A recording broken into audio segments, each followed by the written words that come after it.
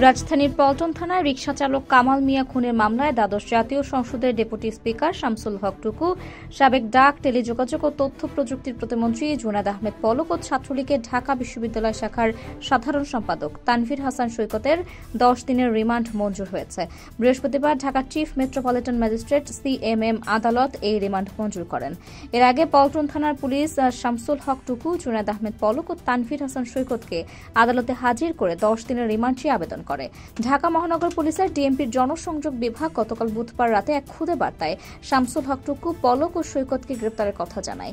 সেই বার্তায় বলা হয়, গোপন সংবাদের ভিত্তিতে ঢাকা মেট্রোপলিটন পুলিশের খিলক্ষেত থানাধীন নিকুঞ্জ আবাসিক এলাকা থেকে আত্মগোপনে থাকা অবস্থায় এই 3 জনকে গ্রেপ্তার করা হয়। পরে রাজধানীর পল্টন থানায় দায়ের করা একটি মামলায় তাদের গ্রেপ্তার করা হয়েছে। সরকারের উচ্চ পদস্থ যারা ছিল তারা কারা কারা এই ঘটনার সঙ্গে জড়িত এবং এই নির্দেশের সঙ্গে জড়িত, সেই জন্য এই আসামিদেরকে রিমান্ডে নেওয়া প্রয়োজন। সেই জন্য তারা এই রিমান্ডে দরখাস্তে তাদেরকে রিমান্ড নিয়ে জিজ্ঞাসাবাদ করার জন্য 10 দিনের রিমান্ড প্রার্থনা করেন। বিজ্ঞ আদালত রিমান্ডে দরখাস্ত দেখে শুনে এই দরখাস্তের গুণাগুণের উপরে ভিত্তি করে সন্তুষ্ট হয়ে তার 10 দিন রিমান্ড মঞ্জুর করেন।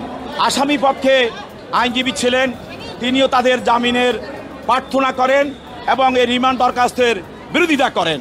আদালত উভয়পক্ষের শুনানির পর আসামিদেরকে 10 দিনের রিমান্ড মঞ্জুর করেন।